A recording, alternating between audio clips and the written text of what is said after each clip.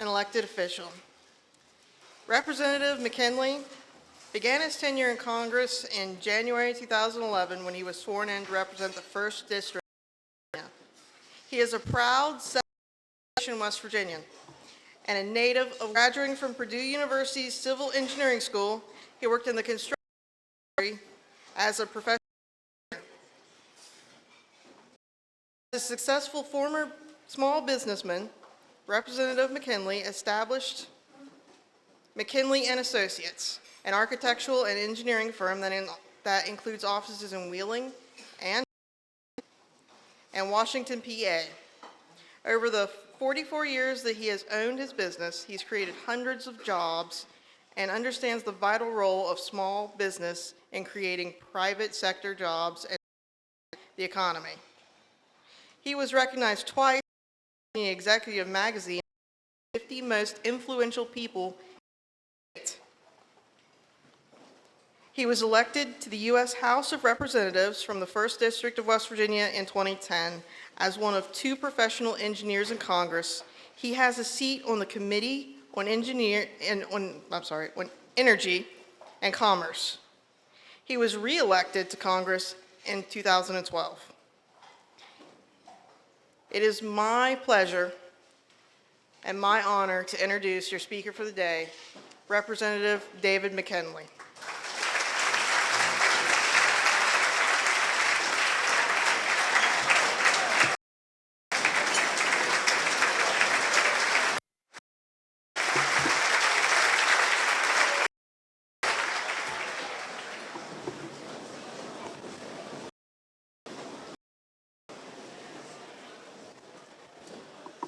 All right. Looks like we're going to get everyone's attention here, but thank you. This is quite an honor to come back and address this crowd. I can remember coming here in high school myself for a variety of at Jackson's Mill, so it's an honor to be back here for that and to see some of the faces up again. Blake, where are you seated out here? Where do I missed him, and he's Blake worked in our office as an intern in Washington for a while, and tonight, after we went back to Washington, because we've got votes again tomorrow coming up on the Hill, but we wanted to come. I wanted to participate in this, but I also wanted is it an honor to represent the 1st District of West Virginia, but actually you're representing the entire state of West Virginia. But one of the most pleasurable moments that we have, opportunities, is to take young men and young women to one of the academies. We know that transforms people's lives when they get a chance not only to get a great education, but to have a program where they can get with discipline and patriotism and leadership that you don't get when you go to another university. I thought going to Purdue was just fine. But when I've talked to the folks that went to the academies, that's something special, folks. And there are only a few. We have about 300 applicants that come through our office, but we can only wind up just offering just a handful of positions. So it's a lot of competition, but at the end of the day, you're going to be better if you get that chance. So I hope you'll follow back up with it again and get back at our office. If you're interested in going to one of the academies, whether it's West Point, the Naval Academy, the Air Force, the Merchant Marines, let us know. The Coast Guard, let us know, and we'll see what we can do to try to help you along in that application. But I thank you. And who's here from Parkersburg High School? We got some hands coming up. Parkersburg High School has one of the best reputations on it. Last year, we appointed 3 people, got appointed to one of the academies coming out of Parkersburg High School. It shows you the commitment of a college or a high school to do the right thing for America. So I thank you for Parkersburg High.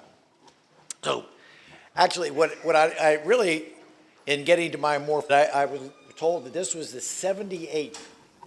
This is the 78th Boy State. Now think about it. For those of you, I want to put that in context. 78 years, America was still halfway through the Depression, where people were struggling. Franklin Roosevelt was the president when the first meeting was held at Boy State, and Hitler was on the verge, he was doing his horrific movement in Europe. That just has taken place for those 78 years. Just think how many thousands of young men have leadership and the importance of service.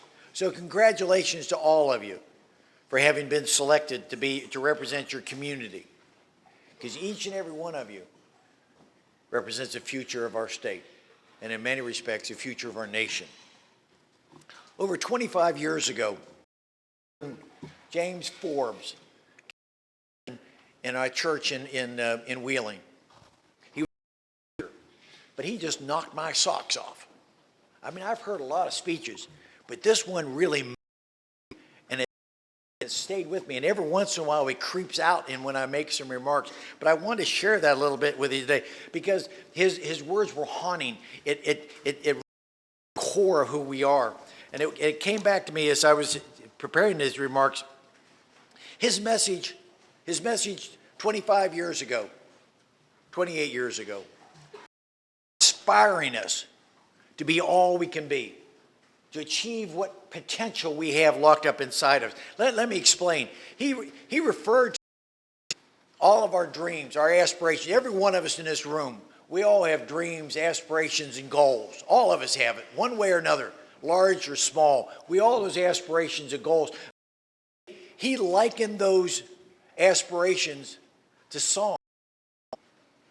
He said they're like songs trapped inside us. We got to find a way to release our song. He said they're what these songs define who we are. They set the path for the future of how we're going to grow up as adults. These songs is unique, but we don't have the courage or the confidence to release our song, to sing it, to sing them aloud. That always takes something special. But they do. It's self-esteem, fear. People are just reluctant sometimes to try to be everything they can be, to release their song. In fact, he said poetic, what keeps a song from being sung? Past hurts, fears, a timid tongue. Because today, my job is to inspire, find your song, with your song, and then to sing it. To go out and do it. Don't be afraid. Because we know that there's going to be failure. We know that we can't be afraid to try. Let me be straight with you. All of us in one way or another have failed in life. Whether running for office or trying to run a business, I've been doing construction work for years now. Some things worked out better than others. So you can't be afraid of failure with that. As you heard in the introduction, I'm an engineer. That of entrepreneurs and people that go out and try, they'll fail 3.8 times before they have. So don't be afraid of your toe. Get back up again. Trying. If you don't like something, if the pressure's on, don't quit. Stay after this to keep trying with this. What was the comment here that Thomas Edison said? I love this quote when I ran across this a few months ago. It said, Thomas Edison said, I haven't failed. I just found 10,000 things that don't. Think about that. That's what Edison thought about as he went out and he experimented with so many things. Most of them were, but what's he done? He made a mark for himself. So the depth and strength of our character is not failing, but it's getting back up again after you stumble. It's about returning to that. We need those aspirational young men like you all, willing to take a risk with adversity, who think not only about your future, their future, but of our nation and our state, our culture. We are. America's built leaders who sacrificed for a bigger cause than their own. But our society moves so fast often that sometimes we forget about how we got here. So let me show a hand. I want to do a little history test with you all. Who here in the crowd knows of these? John Witherspoon, Thomas Nelson, or Francis Lewis? Hands. You got these men and women. These men were the signers. They were among the 56 men that risked their lives to make us a great nation. And what's happened years, we've forgotten about some of them. All we know about Jefferson and Adams and Franklin, we've forgotten about other people, some that made those sacrifices. Most people don't know who they are when I ask that question to other people on that. They don't know. But think about these people that they took a risk. That's what I'm trying to get you to take a risk. These 56 people, 12 of them, after they signed their declaration, 12 of them had their homes ransacked and burned.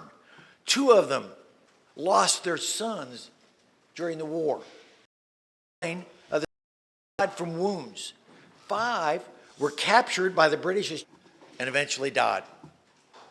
They were aware that by taking a chance, signing that document, announcing their citizenship or their king to this nation, that it was still, we didn't know what we were going to look like 200 and some years later. But they took a chance and they said, we're going to potentially our lives for this nation. And they were successful doing. But these were just shadows of history, many of these men. But let's just talk about those 3. Witherspoon was a native Scotsman and a Presbyterian minister from New Jersey. Unfortunately, his house died in the Battle of Germantown in 1777. Or Thomas Nelson was a farmer from after Cornwallis seized his home in Yorktown, Virginia. They were going to use it as a military headquarters. But Nelson allegedly told General Washington, I will give you the reward for the first gunner that can hit my house and blow it up with Cornwallis inside. He was that committed to give up his home. Because remember, back in 1770, back in the 1780s, there wasn't insurance. He said, I'm willing to take away for America. I'm willing to sacrifice. Blow up my home. Give me an America. Or how about Francis Lewis from New York? He was born in Wales and educated in Scotland and England. He moved to the colonies in 1734, where he established businesses in New York and Philadelphia. He fought first in that French and Indian War, and he was captured by the Indians and shipped in a crate, a wooden crate, until after the settlement of the war. And then after that, the British were very thankful to him, and they gave him 5,000 acres on Long Island. 5,000. You can imagine what 5,000 acres would be worth in today's dollars on Long Island. But then during the war, the British knew where he was, and they came out. And they burned his home. They destroyed his home and all that was in it. And he was they imprisoned his wife. The stories behind Witherspoon, Nelson, Lewis are just great examples of people. They believed in liberty. They were real people. That's what I want you to understand from today. We can read, they were real. They would have been in a room just like this eating with you, and they went out and made that sacrifice. They got away from their personal comfort zones to make America great. They don't like to get away from their personal comfort zones. So generations have come after them to their sacrifice and make our country, like Ronald Reagan said, a shining city on a hill. And I hope many of you will continue in that same tradition, whether by servicing in your community, serving your country in the military, or in public service. But despite your hardship you will face, you should not give up releasing your song. If you keep singing, sharing your vision, your goals, and your ideals, you too may inspire those around you. But remember, singing a solo is okay. It is okay, but I'll tell you, it's a lot better when you sing in a choir. Everybody's out there trying to make this nation great and what it could be. So 78 years ago, our country needed leadership. And tomorrow, you may be those leaders who may very well leadership skills, the friendship, the contacts, the network that you're going to gain from this discussion here is going to make our state better and our nation prouder and with the future. Among you are seated those people. So when you look to your left, your right, you may be seated next to another congressman, seated to a business leader. You may wind up, someone may just wind up being a good father. And today, that in our society, there's nothing wrong with that. To be a leader, to show someone that can be that kind of. I want to thank you.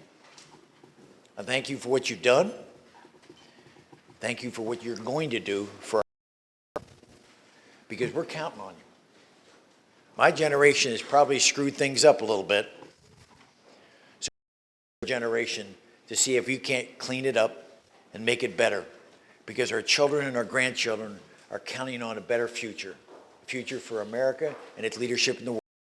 And it's going to come. That's all of you for having me here today. Thank you. Take care and have a great week.